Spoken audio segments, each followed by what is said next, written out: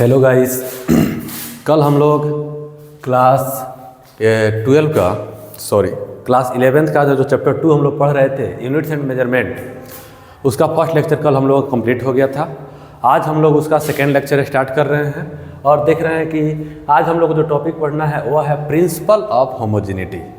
क्या पढ़ना है? टॉपिक है हम लोग का प्रिंसिपल ऑफ होमोजेनिटी। अब ये प्रिंसिपल ऑफ होमोजेनिटी क्या होती हैं, इससे रिलेटेड जो चीज़ें हमको देखना है, तो देखना है कि every term in an equation, कोई एक ऐसा इक्वेशन हमको मिलेगा मस्ट हैव द कह रहा है कि सेम डायमेंशन फार्मूला, यानी उसको ऐड या सब्ट्रैक्ट करने के लिए कोई भी इक्वेशन हमको दिया रहेगा, कोई भी इक्वेशन हो उसको ऐड और सब्ट्रैक्ट हम लोग तभी कर सकते हैं जब उसका डायमेंशन सेम होगा। जैसे अगर हम लोग बात करें कि अगर हमारा एग्जाम्पल के तौर पर अगर हम यहाँ पर बात करें, जैसे एग्जाम्पल के रूप में अगर हम बात करें, जैसे दिया है 5 न्यूटन प्लस 7 न्यूटन, तो ये क्लियर है कि हम लोग इसको लिख सकते हैं कि 12 न्यूटन होगा। लेकिन सपोज कर लीजिए कि यहाँ दिया हुआ है कि 5 न्यूटन प्लस 7 kg, तो क्या हम लोग इसको ऐड कर पाएंगे? तो ऐड नहीं कर पाएंगे। या हम लोग ये भी कर सकते हैं कि 3 न्यूटन माइनस 7 kg, तो इसको हम लोग सब्ट्रैक्ट भी नहीं कर पाएंगे। इसलिए ऐड या सब्ट्रैक्ट करने के लिए सेम डायमेंशन का होना ज़रूरी है, सेम यूनिट का होना ज़रूरी है।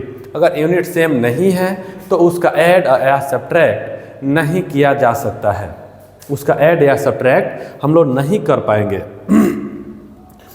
चलिए आज हम लोग जब प्रिंसिपल ऑफ होमोजेनिटी जो हम लोग देख रहे हैं, इससे जीरो लेवल से लेकर के हीरो लेवल तक का क्वेश्चन आता है, यानी नीट हो या जेई हो। आज ये लेक्चर कंप्लीट करने के बाद आप लोग इसके जितने भी क्वेश्चन होंगे, टोटल क्वेश्चन आप लोग कर पाएंगे। तो आइए जो कुछ इसके लिए कुछ बेसिक्स रूल होते हैं उसको जो पढ़ना है पढ़ लेते हैं। थोड़ा सा देख ले कि वीडियो कंटिन्यू है या नहीं, है ना? कंटिन्यू है, कोई दिक्कत नहीं है। अब आइए अगर हम लोग देखें तो इसके लिए अब हम लोग कुछ चीज़ देखने की कोशिश करेंगे। सपोज कर लीजिए जैसे कल हम लोगों ने पूरा डायमेंशन के बारे में पढ़ा था, एक एक क्वांटिटी था, एक एक क्वांटिटी का डायमेंशन हम लोग निकालने की कोशिश किया था। हम लोगों ने एक एक क्वांटिटी का डायमेंशन निकालने की कोशिश किया था। आज हम लोग देखते हैं वो क्वांटिटी निकालने से पहले कुछ हम लोग बेसिक चीज़ें देख लेते हैं। जैसे लेंथ होता है, डायमेंशन ऑफ लेंथ, तो अगर लेंथ में अगर हम लेंथ को ऐड करेंगे तो हमको मिलने वाला क्या है? तो हमको लेंथ ही मिलने वाला है। अगर हम लेंथ में लेंथ को सब्ट्रैक्ट करेंगे, यानी डायमेंशन ऑफ लेंथ में से डायमेंशन ऑफ लेंथ को अगर हम सब्ट्रैक्ट करेंगे तब भी हमको क्या मिलने वाला है? तो लेंथ मिलने वाला है।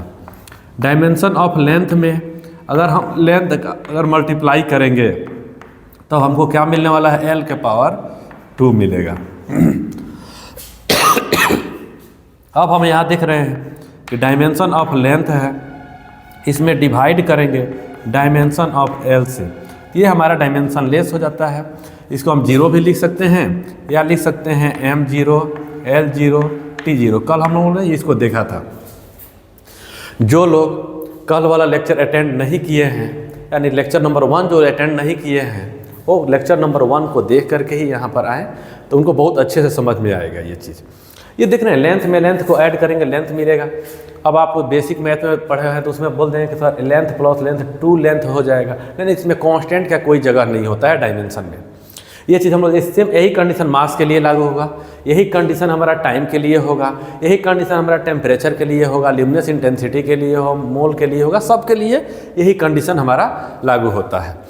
तो आइए इसके लिए सबसे पहले हम लोग देखने की कोशिश करते हैं कि जब भी हम लोग इसका ऐड सब्ट्रैक्ट करेंगे उसका डायमेंशन सेम होना चाहिए। सेम डायमेंशन होगा तो उसको ऐड या सब्ट्रैक्ट हम लोग कर पाएंगे। अगर डायमेंशन सेम नहीं है तो ना ही उसको ऐड कर पाएंगे और ना ही उसको हम लोग सब्ट्रैक्ट कर पाएंगे। तो देख लेते हैं, आइए इसको ये करके आइए अब एक एक क्वेश्चन लगाना हम लोग शुरू कर लेते हैं। अब क्वेश्चन लगाने से पहले जो इसका बेसिक कंसेप्ट है सोच रहे हैं कि वो भी थोड़ा सा आप लोगों को बता दें। आइए क्वेश्चन से ये स्टार्ट करते हैं। दिया हुआ कि फाइंड द डायमेंशन ऑफ, पहले ही दे दिया है question number first, find the dimension of, find the dimension of अब इसमें हम लोग फर्स्ट नंबर क्वेश्चन ले लेते हैं, फाइंड द डायरेक्ट उठा लेते हैं। Find the dimension of A and B, of A and B, find the dimension of A and B in v equal to a plus B T, A plus B T. A plus B T जो हो जाता है इसका dimension हम लोग को निकालना है, यानी इसमें a और b का डायमेंशन हमको फाइंड आउट करना है। a और b यानी इस a का डायमेंशन निकालना है और इस b का डायमेंशन निकालना है। तो पहले ही बता चुके हैं आप लोगों को कि डायमेंशन तभी निकाला जा सकता है, इस ए का डायमेंशन चाहे बी का डायमेंशन हम लोग देख रहे हैं कि यहाँ पर ऐड किए हुए हैं, ये इक्वल हुआ है, इसका मतलब ये जो टोटल इसका डायमेंशन होगा वह इसके डायमेंशन के इक्वल होगा। तो आइए देखते हैं, इसका सॉल्यूशन कर लेते हैं।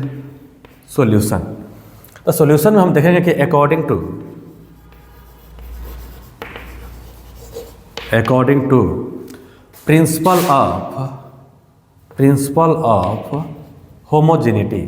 तब प्रिंसिपल ऑफ होमोजेनिटी क्या कहता है, प्रिंसिपल ऑफ होमोजेनिटी क्या कहता है, हम थोड़ा सा यहाँ पर आपको थोड़ा सा हिंट कर दें तो ज़्यादा अच्छा रहेगा कि यहाँ पर v क्या है, तो v आपका वेलोसिटी है, v क्या है, वेलोसिटी है, t क्या है तो टाइम है।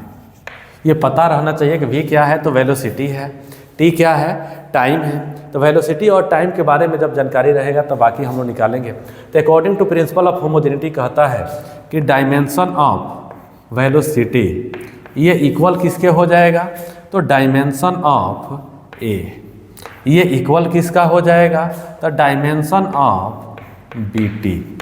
इसमें से किसी दो को उठा करके हम सॉल्व कर लेंगे, हमारा आंसर आ जाएगा। हम देख रहे हैं कि सबसे पहले कि डायमेंशन ऑफ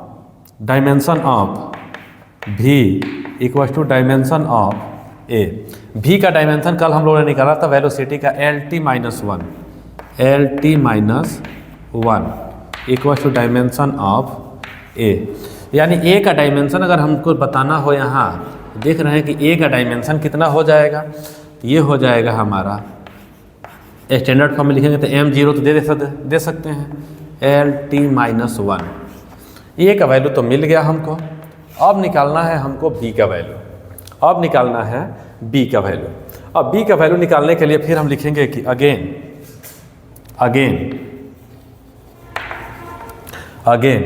कि डायमेंशन ऑफ v ये इक्वल किसके हो जाएगा, तो डायमेंशन ऑफ vt। यानी v का डायमेंशन तो हम लोग वेलोसिटी का डायमेंशन तो मालूम है हमको, तो लिखेंगे कि lt माइनस वन, इसको लिखेंगे dimension of b into dimension time का डायमेंशन क्या हो जाएगा t इधर मल्टीप्लाई में है, इधर आकर डिवाइड में हो जाएगा, तो इसको हम ऐसे लिख सकते हैं dimension of b equal to lt minus one upon में क्या हो जाएगा t डायमेंशन ऑफ t। तो हम देखेंगे तो यहाँ पर हो जाएगा कि dimension of b equal to कितना हो जाएगा, या m नहीं है तो m हम दे देते हैं स्टैंडर्ड फॉर्म में लिखने के लिए m0, l का पावर कितना हो जाएगा 1, t माइनस वन है एक और आ जाएगा तो हो जाएगा t के पावर माइनस 2। इस तरह से अगर हम लोग देखें तो हमारा एक ये आंसर यहाँ पर आ गया। और दूसरा अगर हम देख रहे हैं तो a का डायमेंशन यहाँ पर आ गया है, a का डायमेंशन यहाँ पर आ गया है। डन, बहुत नॉर्मल सा क्वेश्चन था। ऐसे क्वेश्चन हम लोग अब चुटकियों में करेंगे, तो छोटा छोटा क्वेश्चन स्टार्ट किए हैं, आगे चल कर हम लोग बड़ा बड़ा भी क्वेश्चन इसका करेंगे हम लोग प्रिंसिपल ऑफ होमोजेनिटी का। इसके बाद अगर हम लोग देखें तो एक और क्वेश्चन है, थोड़ा सा बोर्ड को अब सोच रहे हैं कि इरेज कर लिया जाए। चलिए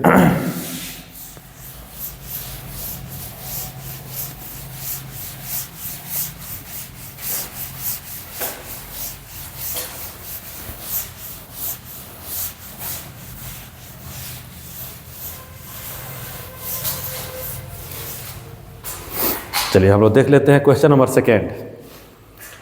इसमें हमको निकालना क्या है, x और y का वैल्यू निकालना है, find x and y। Question number 2 है ये, question number 2, find the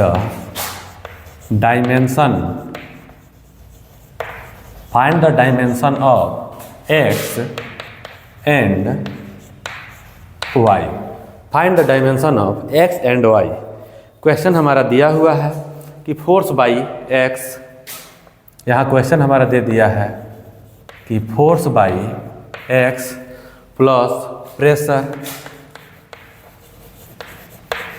pressure equal to दिया हुआ है question mass into Y, mass into Y, यही x और यही y का वैल्यू हम लोग को निकालना है।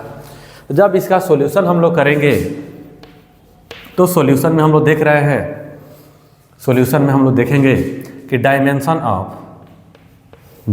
ऑफ पहले तो लिख लेना चाहिए कि according to principle of homogeneity. Exam में थोड़ा सा लिखेंगे तो ज़्यादा अच्छा रहेगा, और कॉम्पिटिटिव क्वेश्चन में नहीं लिखना पड़ता है कॉम्पिटिटिव एग्जाम में, लेकिन बोर्ड एग्जाम में आपको लिखना पड़ता है according to principle of homogeneity. वो क्या जाएगा हमारा कि dimension of force upon x equal to dimension of pressure equal to dimension of mass into y। क्योंकि सबका डायमेंशन जब सेम है तभी हम इसको ऐड सब्ट्रैक्ट कर सकते हैं, इन दोनों को ऐड करेंगे तो इसके डायमेंशन के इक्वल आएगा। फोर्स के डायमेंशन में x से डिवाइड कर देंगे तो प्रेशर के डायमेंशन के इक्वल आ जाएगा, यानी प्रेशर का डायमेंशन और इसका डायमेंशन इक्वल होगा। तो ये हम लोग देखते हैं, पहले इन दोनों को हम लोग उठा लेते हैं, फिर नहीं होगा तो फिर इन दोनों को उठा लिया जाएगा। देखते हैं यहाँ पर कि dimension of force upon dimension of x equals to dimension of pressure.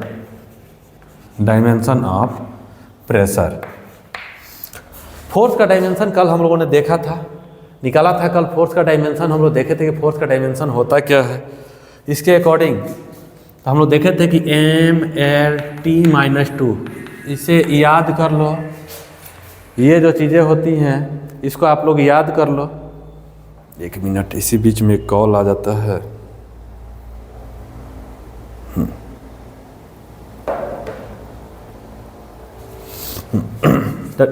Force का डायमेंशन आप लोग याद कर लेंगे mL/T-2 upon dimension of x equals to pressure का डायमेंशन कल निकालना बताए थे। अगर आप भूल गए हैं तो देखिएगा प्रेशर इक्वल्स टू होता है फोर्स बाई एरिया। फोर्स का आपको डायमेंशन बता दिया था mL/T-2 होता है, एरिया का क्या हो जाता है L² हो जाता है, यानी इसका डायमेंशन कितना हो जाएगा mL-1T-2 तो प्रेशर का डायमेंशन हम लोग यहाँ लिख देंगे, कितना हो जाएगा mL/T-2 mL-1 L कितना हो जाएगा -1T-2। अब हमको निकालना है x। जब x का वैल्यू निकालना है यहाँ पर तो हम लोग देख रहे हैं कि x का वैल्यू कहाँ से निकालेंगे। x यहाँ आ जाएगा और ये यहाँ आ जाएगा और x हमारा यहाँ आ जाएगा।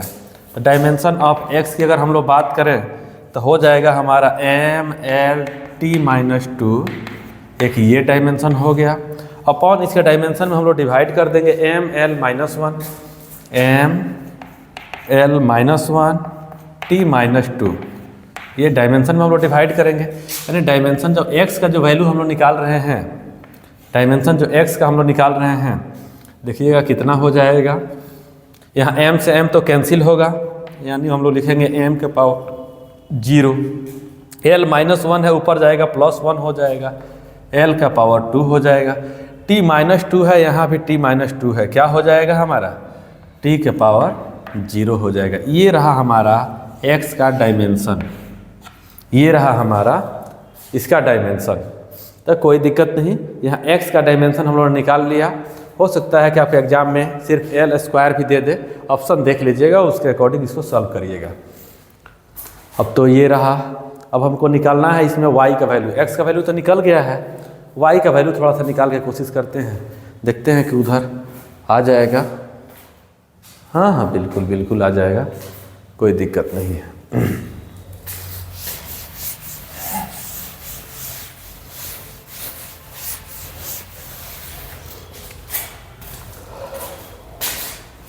तो अब हम लोग देखेंगे यहाँ पर कि डायमेंशन ऑफ प्रेशर अगेन। अब हम लोग लिखेंगे यहाँ अगेन में हम लोग लिख लेंगे कि dimension of pressure equal to dimension of mass into dimension of Y. यानी हम लोग यहाँ देखेंगे कि डायमेंशन ऑफ वाई जो हम लोग निकालने की कोशिश करेंगे, ये हमारा कितना हो जाएगा, ये हो जाएगा कि dimension of pressure upon dimension of mass, dimension of mass. y जो होता है, y का डायमेंशन जो हम लोग निकाल रहे हैं, प्रेशर का डायमेंशन हम लोग निकाले हुए हैं यहाँ देखिए प्रेशर का डायमेंशन है ml-1 t-2। तो हम लोग यहाँ लिखेंगे ml-1 t-2 ml-1 t-2 upon mass का कितना हो जाएगा हमारा m, डायमेंशन ऑफ m। तो हम लोग देख रहे हैं कि यहाँ सॉल्व जब करेंगे मास के लिए m लिखते हैं, तो डायमेंशन ऑफ y की जो बात हम लोग करेंगे, m का डायमेंशन कितना हो जाएगा 0, या l कितना हो जाएगा -1, t कितना हो जाएगा -2। तो ये रहा हम लोगों का डायमेंशन, ये रहा x और y का वैल्यू। तो नोट तो कर लिए होंगे आप लोग l-1 t-2, ठीक है। ये अब आते हैं नेक्स्ट क्वेश्चन लेकर के, देखते हैं नेक्स्ट क्वेश्चन। कुछ क्वेश्चन हम आप लोगों को देंगे, उससे आप लोग उस क्वेश्चन को आप लोग लगाने की कोशिश करेंगे।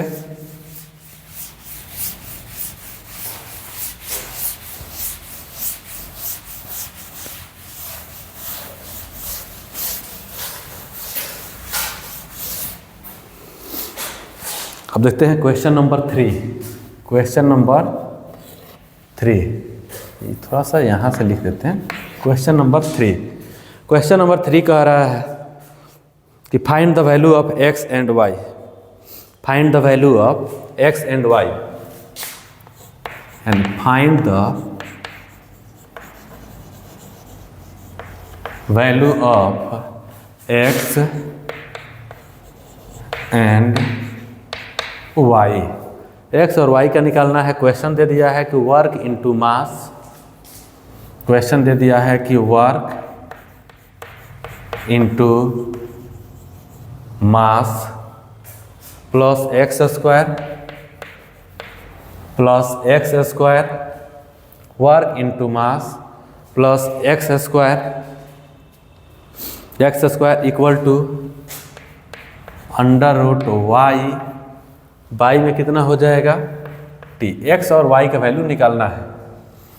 तो हम लोग क्लियर देख रहे हैं कि इसका जो होगा, इसका डायमेंशन, वर्क इनटू मास का डायमेंशन, ये जो x स्क्वायर दिया है इसका डायमेंशन, और जो ये वैल्यू जो दिया हुआ है इसका डायमेंशन, यानी तीनों का डायमेंशन अगर इक्वल है तभी तो हमारा क्या हुआ, इसको ऐड या सब्ट्रैक्ट हो, या हम लोग कर सकते हैं, ऐड या सब्ट्रैक्ट कर रहे हैं।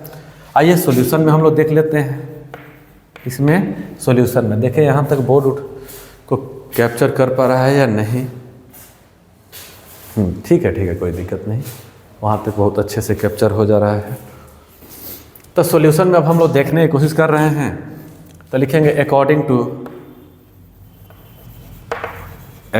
To principle of homogeneity, according to principle of homogeneity. तो according to principle of homogeneity में हम लोग देखेंगे तो हो जाएगा हमारा कि dimension of work into mass, ये किसके इक्वल हो जाएगा, डायमेंशन ऑफ x स्क्वायर, और ये इक्वल हो जाएगा हमारा dimension of √y upon t, इसके इक्वल हो जाएगा। तो हम लोग देख रहे हैं कि वर्क का डायमेंशन हम लोग इसको निकालेंगे कि dimension of work into dimension of मास, ये इक्वल हो जाएगा कि dimension of x square, dimension of x square.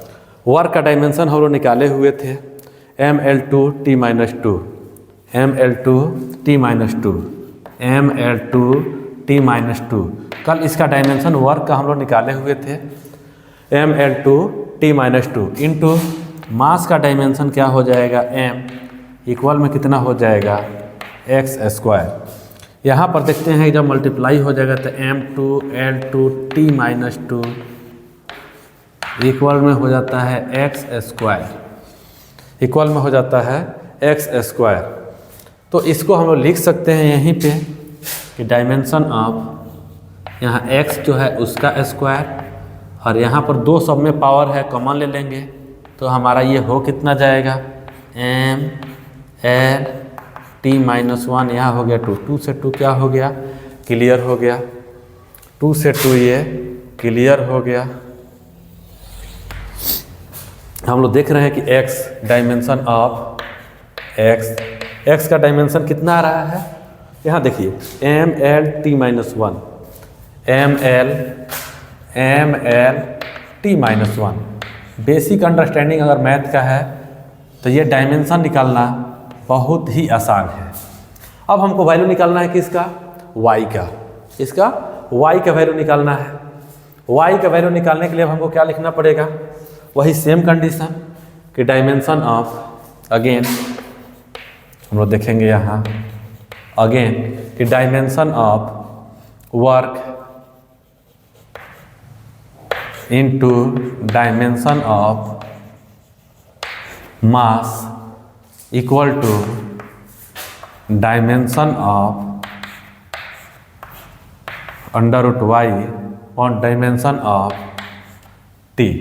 t हम तो पहले ही बता दिए थे, इसमें नहीं बताए थे। इसमें t क्या है तो t टाइम है, यहाँ t क्या है याद रखिए कि t क्या है तो टाइम है, इसे दिमाग में रखिएगा कि t क्या है यहाँ तो t टाइम है। अब हम देखिएगा वर्क का निकाले थे अभी हम लोगों ने ML2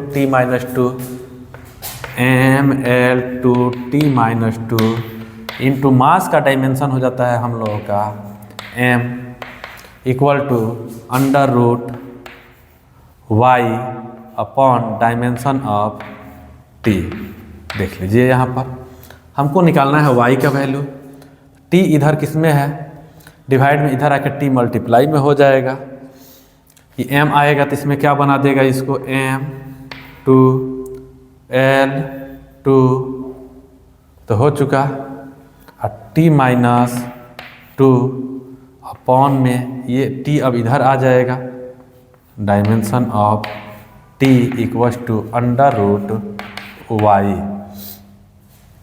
अब t जा कर के उसमें डिवाइड करेगा तो -2 था -3 हो जाएगा, ये -2 था -3 हो जाएगा, ऊपर जाएगा तो हम देख रहे हैं कि √y इसका डायमेंशन जो हम लोग निकाल रहे हैं ये हो जा रहा है M2L2T-3। अब हमको तो निकालना है y, यहाँ वैल्यू आ गया √y, तो बेसिक अंडरस्टैंडिंग है। On squaring both side class 7-8 में पढ़े होंगे आप लोग। ऑन स्क्वायरिंग बोथ साइड क्या लिखेंगे, on squaring both side, on squaring both side. जब बोथ साइड इसका स्क्वायरिंग करेंगे तो यहाँ रूट है, इसका स्क्वायर करेंगे तो कितना आ जाएगा, डायमेंशन ऑफ y इक्वल में कितना हो जाएगा, तो यहाँ पर भी हमारा स्क्वायर हो जाएगा, m का पावर हो जाएगा 4, m का पावर 4 हो जाएगा, l का पावर 4 हो जाएगा, और t का पावर -6 हो जाएगा, t का पावर -6 हो जाएगा। ये देखिए हमारा x का भी वैल्यू निकल गया, y का भी वैल्यू निकल गया। इस तरह से देखिए ये बहुत नॉर्मल क्वेश्चन है, कोशिश करेंगे तो आप लोगों से बनेगा। इसके बाद आइए एक और छोटा सा क्वेश्चन करते हैं, एक छोटा सा क्वेश्चन हम लोग करने की कोशिश करते हैं।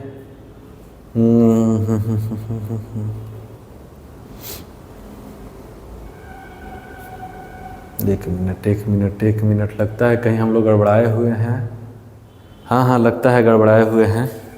यहाँ पर गड़बड़ हुए हैं। यहाँ पर हम लोग गड़बड़ हो गए हैं। टी इधर डिवाइड में था, इधर आकर के टी बेचारा मल्टीप्लाई में हो जाता। इधर आएगा तो टी किस में हो जाएगा, डायमेंशन ऑफ टी इधर मल्टीप्लाई में हो जाएगा। हाँ तो टी मल्टीप्लाई में हो तो -2 है तो -1 हो जाएगा।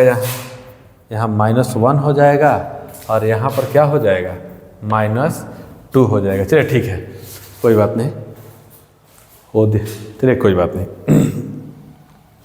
अब हम लोग देख लेते हैं आगे next question.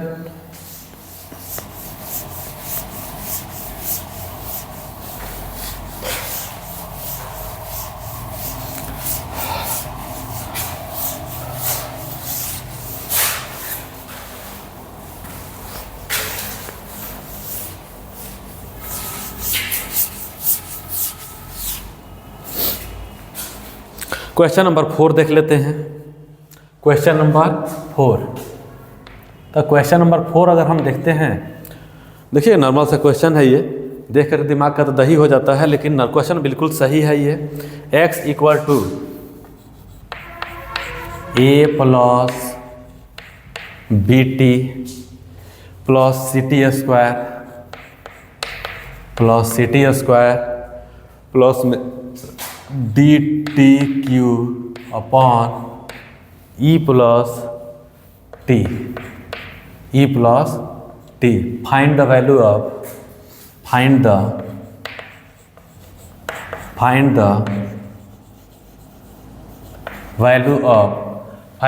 Of a b c d and e।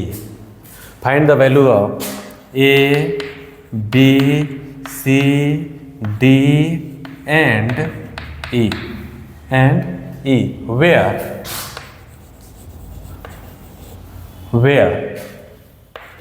x जो है वो हमारा डिस्प्लेसमेंट है। x क्या है, x हमारा डिस्प्लेसमेंट है। t जो है वो हमारा टाइम है। x डिस्प्लेसमेंट है और t क्या है, तो t हमारा टाइम है। अब हम लोगों को ध्यान देना है, t टाइम है। आइए देखना को कोशिश करते हैं, इसका सॉल्यूशन स्टार्ट करते हैं। According to principle of homogeneity, जब according to principle of homogeneity देखेंगे, इसका मतलब हुआ कि डायमेंशन ऑफ, इसमें माइनस प्लस से कोई लेना देना नहीं। बहुत लोग इसको लेफ्ट साइड में लेकर के इक्वल में 0 भी कर देते हैं, उससे कोई दिक्कत नहीं है।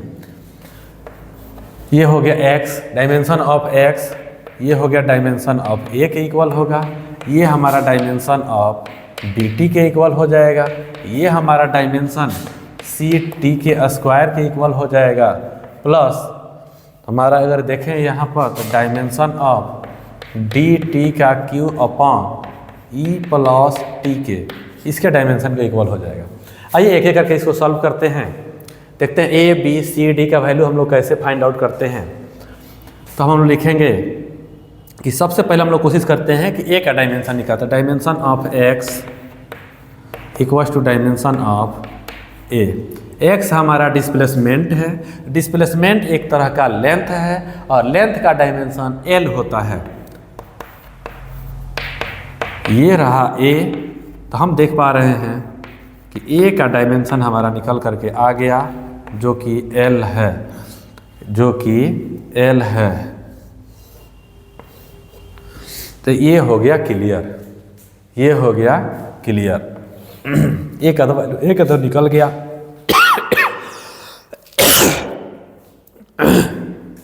a का डायमेंशन l है।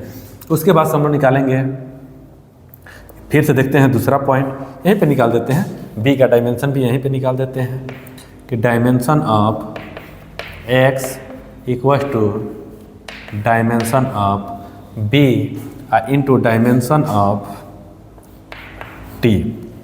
x का डायमेंशन हमारा हो जाएगा l, b का डायमेंशन हमको पता करना है, टाइम का डायमेंशन तो टी ही होगा, टी इधर से आके इधर डिवाइड हो जाएगा। तो हम देख रहे हैं कि जो बी का डायमेंशन होगा यहाँ से वह हमारा हो जाएगा L T minus one, L T minus one. इधर डिवाइड में इधर आके डिवाइड मल्टीप्लाई में डिवाइड में होगा, ऊपर जाएगा माइनस हो जाएगा एल टी माइनस वन। चलिए उसके बाद हम देखते हैं कि सी का डायमेंशन क्या होगा। सेम वैसे ही निकालने की कोशिश करते हैं हम लोग। तो हो जाएगा कि डायमेंशन ऑफ एक्स, जरूरी नहीं है कि हम यहाँ से भी लेके निकाल सकते हैं, इसको भी यूज करके निकाल सकते हैं। इसको इसलिए उठा रहे हैं तो कि सिंपल है और कोई दिक्कत नहीं है। X equal to dimension of C T square. Dimension of X की बात करें तो ये हो जाएगा एल, डायमेंशन ऑफ सी हमको फाइंड आउट करना है, टाइम का डायमेंशन तो टी स्क्वायर ही होगा। तो डायमेंशन ऑफ सी की बात करें तो हो जाएगा L T minus to, L T minus two.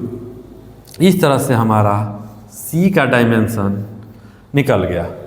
इस तरह से देखें तो सी का डायमेंशन भी निकल गया।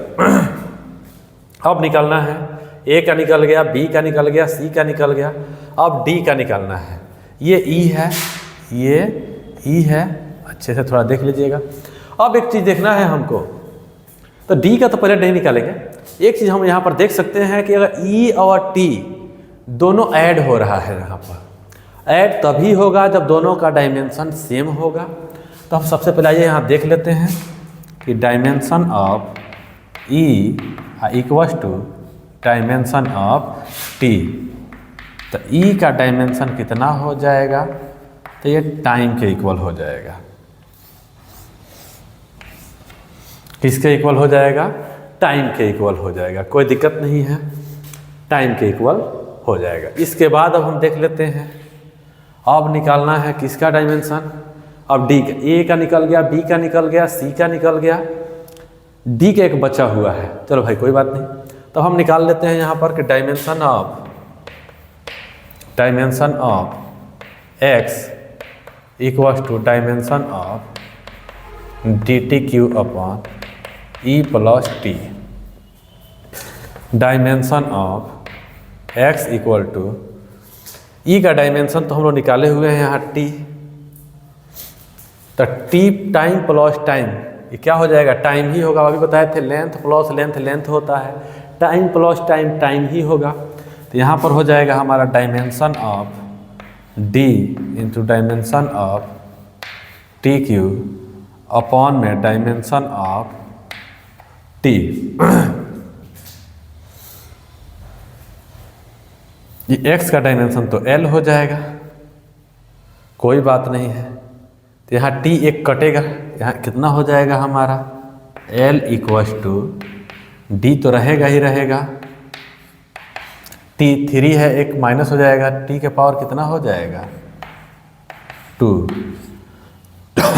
Dimension of d equals to L T minus two, कितना हो जाएगा L T minus two. D का डायमेंशन हमारा एल टी माइनस टू। इस तरह से हम लोगों ने देखा कि ए का डायमेंशन निकल गया, बी का डायमेंशन निकल गया, सी का डायमेंशन निकल गया, डी ई का डायमेंशन निकल गया। देखिए क्वेश्चन देखने में लग रहा था कि कैसे निकलेगा सबका डायमेंशन, इतना आसान तरीका से सबका डायमेंशन हम लोगों ने फाइंड आउट कर लिया।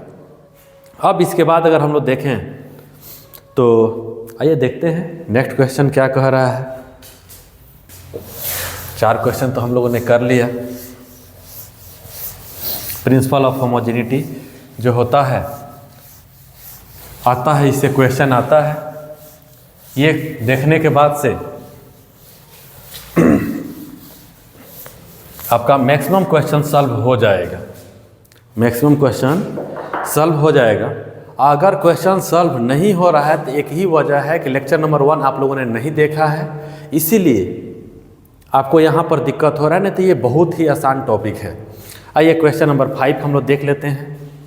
हमारा दिया हुआ है क्वेश्चन नंबर 5। तो क्वेश्चन नंबर 5 कह रहा है कि P equals to A minus T square, P equals to A minus T square upon में हो गया bx, अपॉन में bx। हमको चाहिए find the value of,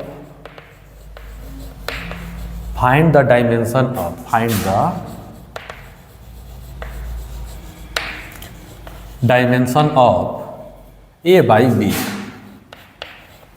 A by B का डायमेंशन हमको बताना है कि ए बाई बी का डायमेंशन के लिए सबसे पहले हमको ए और बी का वैल्यू पता होना चाहिए, फिर डायमेंशन हम लोग निकाल लेंगे। पी क्या है यहाँ पर अगर बात करें तो, पी की बात करें तो पी प्रेशर है, पी क्या है, प्रेशर है। एक्स क्या है, तो एक्स हमारा डिस्प्लेसमेंट है और टी टाइम है। एक्स क्या हो गया, वह डिस्प्लेसमेंट है, टी जो है, टी हमारा टाइम है, टी हमारा टाइम है। तो आइए अब शुरू कर लेते हैं। अकॉर्डिंग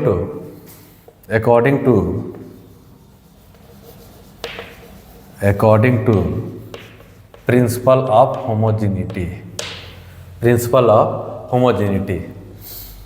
अब प्रिंसिपल ऑफ होमोजेनिटी की अगर बात करें तो इसका मतलब हो गया कि डायमेंशन जो होगा यहाँ, dimension of P equals to dimension of A minus T square upon में हो जाएगा B x.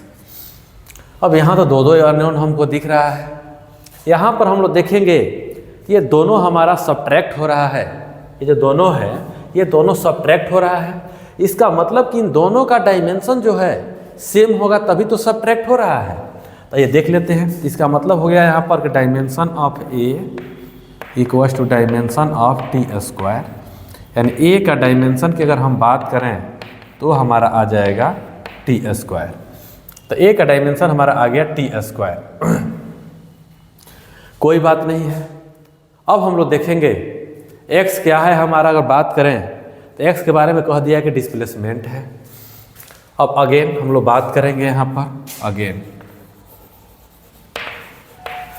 Dimension of P, pressure का डायमेंशन कितना होता है, प्रेशर का डायमेंशन तो हम लोग निकाल चुके हैं पहले का, M L minus one T minus two. अभी निकाले थे फोर्स अपॉन बाई एरिया, अभी यहाँ पर निकाले थे कि force upon area, M L minus one T minus two. तो हम देखेंगे कि dimension of P equals to dimension of A minus T square upon dimension of B into dimension of X, M L minus one T minus two. Pressure का dimension तो अभी हम लोग निकाले हुए थे। ये हमारा हो गया टाइम, टाइम है तो टाइम में से टाइम जाएगा तो टाइम ही बचेगा मेरा। बोले थे ना लेंथ माइनस लेंथ होता है, टाइम में से जब टाइम माइनस करते हैं तो टाइम ही बचता है, यानी यहाँ पर क्या बच जाएगा हमारा टी का square upon dimension of B. X क्या है हमारा, एक्स डिस्प्लेसमेंट है, डिस्प्लेसमेंट एक तरह का लेंथ है, तो लेंथ का एल लिखेंगे हम लोग। अब हम करेंगे क्या, बी यहाँ लाएंगे और इसको यहाँ लाएंगे, dimension of B. Dimension of B की अगर हम बात करें, डायमेंशन ऑफ बी, तो यहाँ पर हो जाएगा टी माइनस टी के पावर टू, यहाँ टी के पावर टू डायमेंशन में अपॉन ये कितना हो जाएगा M L minus one T minus two. Side में लेंथ है, लेंथ से लेंथ तो कैंसिल होते नज़र आ रहा है। डायमेंशन ऑफ बी की अगर हम बात करें तो बी की बात हम कर रहे हैं तो एक तो हमारे यहाँ ए का वैल्यू आया हुआ है, बी निकालते हैं, एम हो जाएगा एम माइनस वन, एल तो हमारा ऑलरेडी क्लियर है तो एल हो जाएगा जीरो, या एल लिख लेते हैं एल जीरो।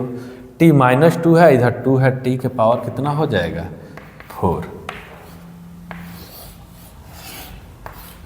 हम लोग देख पा रहे हैं ए का वैल्यू निकल गया हम लोगों का, बी का वैल्यू निकल गया हम लोगों का, लेकिन अब क्वेश्चन क्या कह रहा है उसके अकॉर्डिंग देखें अगर हम लोग, अकॉर्डिंग टू क्वेश्चन कहता है कि हमको चाहिए ए बाई बी का वैल्यू चाहिए। ए का डायमेंशन हम लोग निकाले हुए हैं, यहाँ पर ए का डायमेंशन आया हुआ है मेरा टी स्क्वायर, बी का कितना आया हुआ है m-1, L0, t हो गया 4, तो हो जाएगा m1 हो जाएगा, l हमारा तो 0 है, वो कहीं भी जाएगा 0 रहेगा, t 4 है, वो जाके कितना हो जाएगा -2 हो जाएगा। ये रहा हमारा फाइनल आंसर, ये जो रहा हमारा, ये रहा फाइनल आंसर। तो ये आप लोग नोट कर लेंगे। इसके बाद नेक्स्ट क्वेश्चन लेकर के आ रहे हैं, इसके बाद नेक्स्ट क्वेश्चन लेके आ रहे हैं, VVI क्वेश्चन है, काफ़ी इंपॉर्टेंट क्वेश्चन है ये। देखिएगा क्वेश्चन नंबर 6,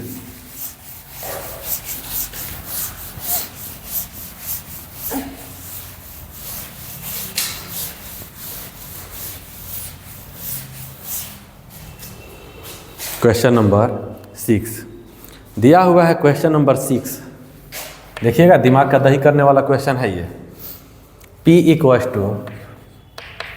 P0 e के पावर दे दिया है -α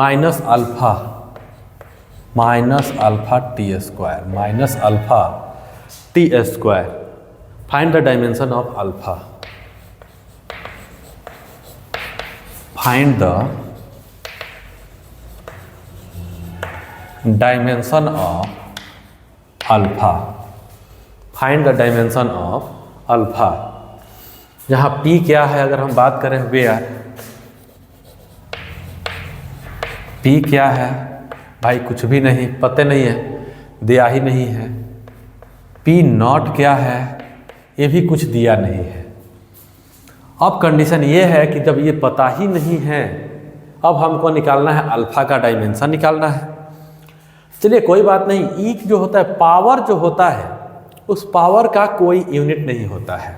जैसे मान लीजिए कि कहीं आप नहीं देखे होइएगा कि 2 के पावर 5 न्यूटन, ऐसा कोई यूनिट आपने कभी नहीं देखा होगा, या 3 के पावर 5 kg, ऐसा भी कहीं ना कहीं आपने वैल्यू कहीं भी नहीं देखा होगा।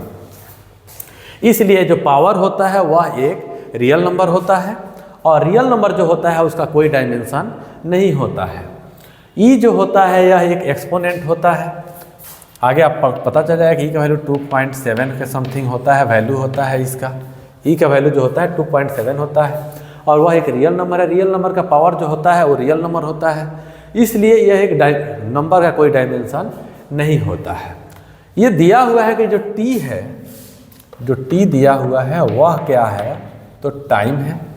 टी क्या है, टाइम है। इसका मतलब कि ये जो पावर होता है, ये जो पावर दिया हुआ है, इसका नो डायमेंशन, क्या हो जाएगा, no dimension.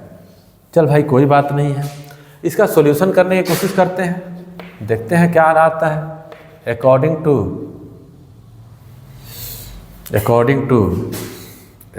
To principle of homogeneity. अब according to principle of homogeneity क्या कहता है, कि अल्फा टी स्क्वायर जो होगा यह डायमेंशन लेस होगा, यानी m0 होगा, L0 होगा और T0 होगा। डायमेंशन लेस को हम लोग 0 0 0 से डिनोट कर देते हैं। तो इसका मतलब हो गया यहाँ के dimension of alpha into dimension of t²। Dimension of time है, टाइम का क्या हो जाएगा, t², इक्वल टू में हो जाएगा m0 L0 T0। यानी डायमेंशन ऑफ अल्फा की अगर हम बात करें तो यहाँ t जाकर डिवाइड होगा, कितना हो जाएगा, m0 L0 T कितना हो जाएगा, -2। तो डायमेंशन ऑफ अल्फा की अगर हम बात करें तो m0 L0 T का पावर -2 हो जाएगा। क्लियर? देखने में लग रहा था कि मतलब ये क्वेश्चन सॉल्व नहीं हो पाएगा, लेकिन हम लोग थोड़ा सा दिमाग लगाया और क्वेश्चन बन गया। एक बार फिर से देखिए कि किसी भी नंबर का या किसी कांस्टेंट का जो पावर होता है वह यूनिट लेस होता है या डायमेंशन लेस होता है, उसका कोई डायमेंशन नहीं होता है। जब उसका कोई डायमेंशन नहीं होता है तो फिर हमने देख लिया कि m0 L0 T0 और यहाँ से हमने अल्फा का वैल्यू निकाल लिया। आइए नेक्स्ट क्वेश्चन देखते हैं। नेक्स्ट क्वेश्चन जो दिया हुआ है ठीक ठाक क्वेश्चन है, और मुझे लगता है कि शायद टाइम कंज्यूमिंग है, शायद वो टाइम कंज्यूमिंग क्वेश्चन है। देख लेते हैं थोड़ा सा। आइए नेक्स्ट क्वेश्चन देखते हैं हम लोग। कह रहा find the dimension of beta. Question number कितना हो रहा है? 7। Find the dimension of beta. Find the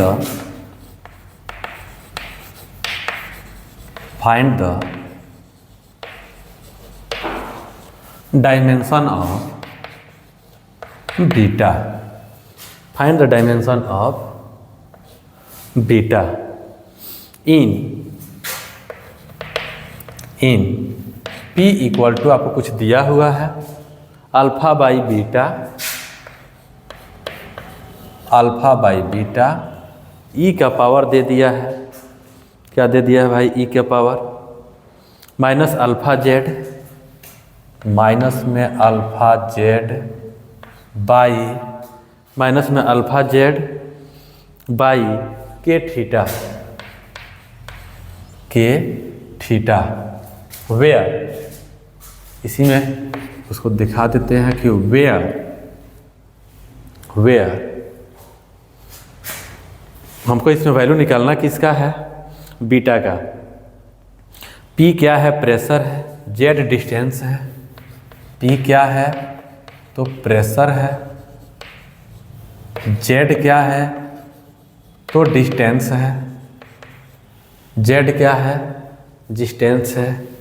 K क्या है? टेम्परेचर है। टेम्परेचर को देखिएगा हम लोग थीटा भी लिख सकते हैं, तो K या थीटा लिख सकते हैं, लेकिन इसमें K भी आया हुआ है, ठीक है ना, इसलिए उसको क्या लिखेंगे?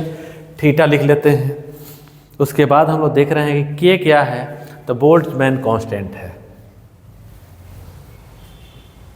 K एक टेम्परेचर है, और K जो है हमारा थीटा टेम्परेचर है, जो थीटा जो दिया हुआ है वो टेम्परेचर है, और K क्या है? बोल्ट्जमैन कांस्टेंट है। K क्या है?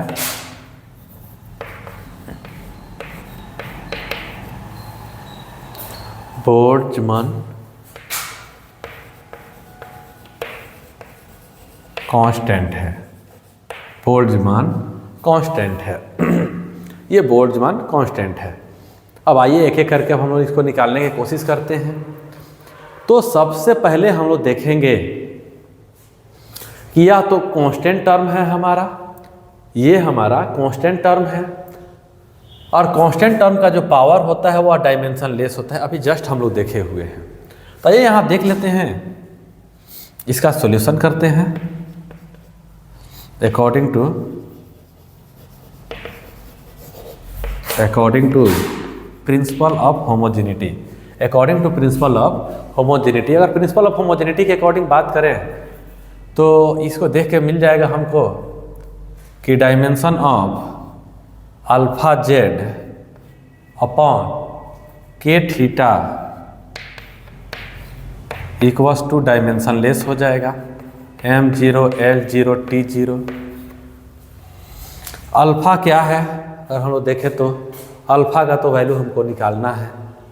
अल्फा जो है उसका डायमेंशन हमको निकालना है, पता करना है। उसके बाद चलो भाई, तो हम लोग लिख देते हैं यहाँ पर डायमेंशन ऑफ अल्फा। जेड क्या है? यहाँ पर डिस्टेंस है। डिस्टेंस का डायमेंशन क्या होता है? L हो जाता है। K क्या है यहाँ पर? तो बोल्ट्जमैन कांस्टेंट है। इसका यूनिट होता है किलोग्राम मीटर स्क्वायर पर सेकेंड स्क्वायर। क्या हो जाता है? किलोग्राम मीटर स्क्वायर पर सेकेंड स्क्वायर केल्विन, पर सेकेंड स्क्वायर केल्विन, या इसको थीटा भी हम यहाँ पर लिख सकते हैं। ये देख लेते हैं। K का जो किलोग्राम है, kg को हम लोग क्या लिखते हैं? kg को मास है, m लिखेंगे। मीटर स्क्वायर लेंथ है, L के पावर 2 लिखेंगे। नीचे टाइम है, s क्या है हमारा? टाइम है। सेकेंड है, टाइम के लिए हम लोग क्या लिखने वाले हैं? t लिखेंगे।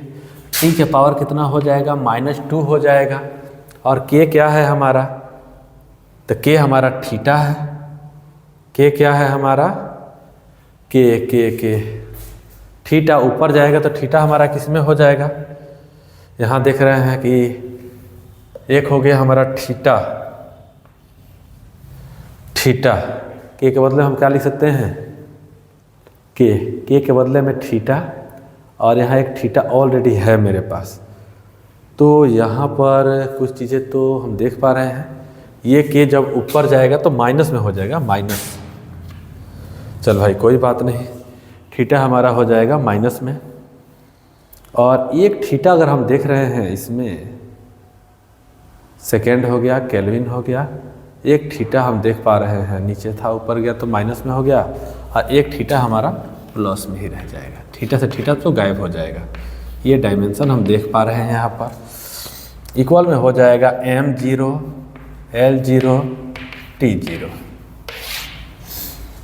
यहाँ पर देखने की कोशिश करेंगे, लेंथ है तो लेंथ से एक लेंथ कम हो जाएगा यहाँ पर, यानी सीधा अगर डायमेंशन हम निकालते हैं अल्फ़ा का डायमेंशन यहाँ पर हो जाएगा m, यहाँ पर क्या हो जाएगा m, यहाँ l, ये l कम हो गया है तो इधर आएगा तो कितना हो जाएगा l, ये t है, t का पावर कितना हो जाएगा -2, m l t-2।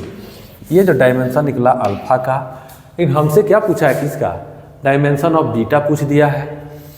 अब हम देखने की कोशिश करेंगे कि ये तो हमारा एक कांस्टेंट टर्म था, ये हमारा जो था यह एक कांस्टेंट टर्म था। देखिएगा बहुत ही अच्छा क्वेश्चन है ये। इसका मतलब हुआ कि इसका डायमेंशन और इसका डायमेंशन इक्वल होगा।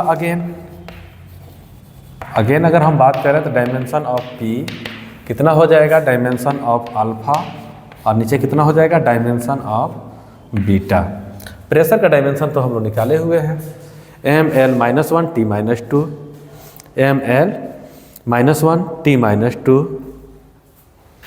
ml -1 t-2 प्रेशर का डायमेंशन निकाले थे। अल्फ़ा का डायमेंशन यहाँ मिल गया ml t-2, ml t-2। इसको थोड़ा सा और भी हम लोग सिंप्लीफाई करके बनाएं तो ज़्यादा अच्छा हो जाएगा, क्योंकि ये फोर्स बाई एरिया होता है, प्रेशर क्या होता है फोर्स बाई एरिया। यहाँ तो रहना ही देते हैं इसको, ml t-2, ये भी हो जाएगा ml t-2। एरिया का क्या हो जाएगा l² हो जाएगा, अपॉन में हो जाएगा हमारा बीटा का डायमेंशन। देख रहे हो ये इक्वल है, कैंसिल हो गया। यानी अगर हम बात करें कि बीटा का डायमेंशन कितना हो गया, l का पावर 2 हो गया, l का पावर 2 हो गया। ये रहा हमारा बीटा का डायमेंशन। आइए एक और क्वेश्चन है, थोड़ा सा चलते हैं वेव में, वहाँ से निकालते हैं क्वेश्चन। और ये क्वेश्चन कर लेने के बाद अब मुझे उम्मीद है कि आपसे कोई क्वेश्चन छूटेगा नहीं। ये क्वेश्चन करने के बाद आपसे कोई क्वेश्चन छूटेगा नहीं।